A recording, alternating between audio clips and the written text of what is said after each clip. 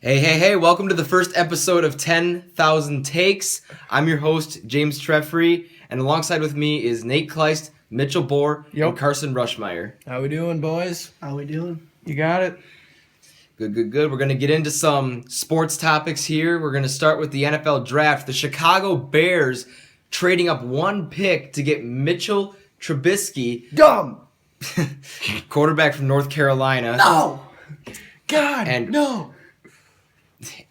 Well, boys, what do we think about this pick? Nate, we'll start with you. Well, Trubisky's. I thought he was fine. I think he's probably the best quarterback in the draft, but I mean, if the Bears think he's their guy, then he's their guy, but to trade up one spot and in the process give up, what was it, a second round? Two-thirds and a fourth. Two-thirds and a fourth just to move up one pick. I mean, they probably could have got him at pick number 3 and not had to trade. But, I mean, if the Bears, obviously we don't know exactly how good he is. Nobody does. But if the Bears think he is their guy, then it's a good trade. The Bears got what they think is their franchise quarterback. Well, I personally think that the Bears got swindled by John Lynch, the San Francisco 49ers GM, somehow getting them to give them three picks, 2/3 and a fourth is absolutely just, to move up one spot is just, that's ridiculous. I don't think Trubisky was deserving of the second overall pick. He only started one year in college, and it's just ridiculous. Plus, you also got to take into account that they paid Mike Glennon $45 million over 3 years just to be the backup again. It's ridiculous. It's just a move by John Fox. Bears did that? Yes, Yes, Carson. They just paid Yeah. Mike Glennon a boatload of money. Oh my Yeah, they god, gave I'm gonna go beat my head The over Brock something. Osweiler 2.0 paid because he's tall. How tall is he? He's like 6'8". He's 6'8". 6'8", He's 6'7". taller than Brock Osweiler. He's taller than Brock Osweiler. What? Brock Osweiler is 6'8". Brock Osweiler's 6'7". Okay. All right, Carson, let's hear your take. You have a take? Not really. I just don't think North Carolina is that big of a football school. I mean, you got a point, but Okay, Joe Flacco came from Delaware. And Tony Romo came from. But I was getting around to that, but you gotta give the kid a shot. I liked Patrick Mahomes, the guy from. Texas Tech. Texas Yeah. Tech. I really like his arm. It's a really strong one. I wish the Bears would have taken him. He's got the best arm in the NFL, but I just think he relies too much on the improv plays, and he just he doesn't let plays develop. He's just on his feet, and he's always in second gear. There was a report that the Giants tried to trade up and get him, and the Well, I Chiefs just snagged saw him. that the Giants, they picked Davis They did. Webb, the guy out of Cal. Oh yeah, they gotta get rid of Eli in a few years. He's going downhill. well, my take on the Bears trading up. This has got to be one of the worst moves I think I've ever seen by a team in the draft. I mean, let's be real. Look at this. Okay, you move up one pick to get a quarterback. Here's the biggest problem. You already paid Mike Glennon, what, $15 million a year? You pay him $15 million a year, and now you trade up to draft Mitchell Trubisky, and you're weak everywhere else. You don't crack the top 30 in any defensive categories. You don't have any receivers. Alshon Jeffrey left, so you're drafting a quarterback. You don't have any weapons for him to throw the football. You're giving up 3 picks to get him, and those picks could be used towards essential weapons that you could put around a young quarterback. That's where it doesn't make much sense. And if I don't see why they would trade up one spot, because if the 49ers were going to take him, they wouldn't have traded them the pick. That's what doesn't make sense to me, is why they would move up one spot. And there was rumors that, the Chiefs or teams that were looking for a quarterback were trying to trade with San Francisco, that the Bears were trying to ensure that they were going to get him. But they went way over the top. That was a big especially- smoke screen by the San Francisco 49ers. I mean, especially after you already played Mike Glennon. You made the right move by getting rid of Jay Cutler, but what are you going to do after that? What are you going to do to improve your team? And your best receiver right now is Cameron Meredith. So, I mean, you're not giving a young quarterback a lot of weapons. Hey, don't doubt my guy Eddie Royal, man. Coming up Not- clutch in fantasy.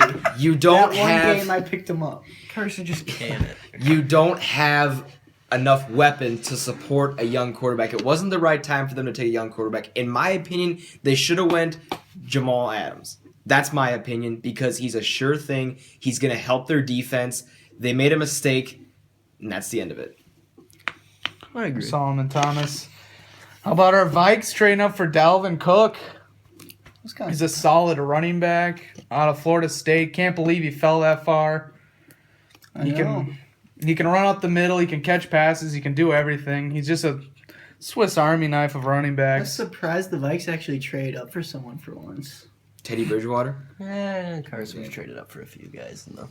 Yeah, but they usually end up being busts. I do He's say right, it's a though. good draft not to have a first round pick because there was a lot of things that went wrong, a lot of things that went right. So I almost think that it's good that the Vikings almost played it safe. They have their franchise quarterback in Sam Bradford. No, I'm with him on I that. know you don't believe in that, but it's true. I was actually a fan of We him can when he get was on we the can Rams. get I into liked that. him We on the can't Rams. we can get into that later. How do you like him on the Rams? He's He was awful. god awful I on the liked Rams. him. Like we can talk about He that didn't later. have anyone with him. That's for another show. Oh my god. Bridgewater. We gotta Well- get into this later. Well, let's get into some of the biggest busts and some of the biggest steals.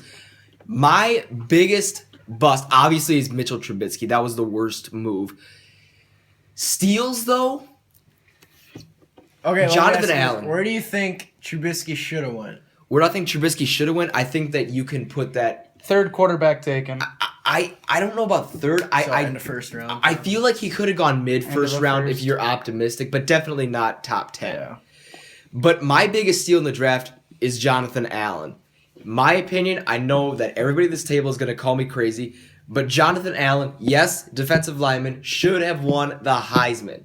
Because you were on the best defense in college football. They were next to unstoppable until they met Deshaun Watson. Lamar Jackson stunk up the joint in many games. So in the Washington got him at pick what, 18 wasn't it? 17. 17. That is very low for a guy with his capabilities. Another steal is definitely Jamal Adams at 6. This guy, I know that 6 is high. How can you call someone a steal? But the but sixth look at pick? but you can call them a steal if you're looking at some of the picks that came prior to him. We're talking about Mitchell Trubisky, a terrible pick. Myles Garrett, I don't think he's gonna work out. I agree with you on that. Because listen, his effort is a question mark, and I'm not kidding when I say this. The Cleveland Browns don't motivate anybody to play for them. let's just that's get a really hot take, man. well, come on, man. Who's gonna? And he doesn't seem fired up at all. If you watch his interview with Randy Moss, He seems like such a quiet, normal, yes, average. I am more afraid of Winnie the Pooh than I am Myles Garrett. I'm gonna get that out there right now. I This- think if you're drafted by the Browns, though, you should be put on suicide watch. It's just scary. and man. I feel that Christian McCaffrey was also reached for. I do think that. I don't know. I think that some of his talents might not translate to the NFL, so I think that 8 is a risk. But Carolina does have some proven commodities on their team, like Cam Newton, Calvin Benjamin. They have some pieces, so that team can afford to take a gamble like that. But if it was a team like Cleveland or Chicago, Who do that you would have been a think bad pick. Carolina should have taken? I think they should have traded down. I think that they had a bad season. It's common when you come off of a Super Bowl loss to be kind of, you had your bell kind of rung in the Super Bowl, so you come back, you don't have a very good season. I say you trade down, get more picks, get some depth on that team, because I think that this team could come back this season and make a run at the Yeah, playoffs. they're good. People are gonna overlook them a lot. I think That's what I they're feel. A really good team. Well, I think it was smart actually taking McCaffrey because they had no running backs. I Jay mean, Stu. look at what he did last season. I drafted him in fantasy. He did squat. He was good last year. I'm I not don't sure know to be what able to you're play talking fantasy about. football because I don't know if analysts are allowed to bet. You know what I mean? Oh yeah. Yeah, I don't know, man. We might have to give that up. Oy. That's on a later topic. Yeah. Mitch. I was just gonna mention another steal I really liked was Reuben Foster going 31. He dropped all the way. I know he's got some character issues, but if you watched him on the field, he's a freak of nature on the field for that Bama defense. He might actually be the best player on that Bama defense. Speaking of character As- issues, can we go back to Dalvin Cook quick? Like how I heard someone bring up how he's had a run-in with the lot every year since he was 14. Do you think he'll be able to keep that in the NFL? Well, it doesn't matter if you run into the law if you play football good. Nate, where are your steals and Steals? Well, Jamal Adams, man? Jamal Adams. Shoulda went number Jamal one. Adams, I would agree. Malik Hooker, right? The Colts. 15, yeah. 15. In the Mitch Bohr mock draft, he was at number 7, I think. 5, Yeah, something 7 like that. to the Chargers. And I agree. He's got the talent. He's no Jamal Adams, but he's up there in the safeties. And to drop, where was he going in most mock drafts? He was going Top inside the top 10. Yeah, and for him to fall all the way down to 15 for the Colts, the Colts are going to benefit from that a lot. If they could actually put a O-line around Andrew Luck, that offense would be probably one of the best in the league. Then all it would take would be a average to decent defense, and that team would be right there in the playoffs. So the Colts, another sleeper team. for the Solid NFL pick this by year. the new GM. Well, I know we're kind of going over here, but there's one thing that we forgot to discuss, and that is what I feel is probably the pick that could make the difference in a team winning the Super Bowl, and that's Deshaun Watson going to Houston. I think that there's question marks about how NFL ready he is, but I think that when you put him and his winning percentage in college, coming off of winning the national championship, and you're putting him on a team that made the playoffs last year. Their defense is stellar. They have DeAndre Hopkins on offense. Lamar Miller. Too. Lamar Miller, they have him. They have got a lot of weapons on both offense and defense. And when you put a quarterback in there that is proven that he can win, and if he can come in there and start making some noise, I'm afraid of the Texans making a playoff run, potentially a Super Bowl run in the near Who would future. you relate Deshaun Watson to, like a current NFL QB? I can't say much current, but what he really does remind me Russell of. Wilson. That's what I was I thinking. was going to say Alex Smith. I am gonna go I'm gonna say Donovan McNabb. He's not afraid. He's not afraid to He take doesn't have risks. a cannon.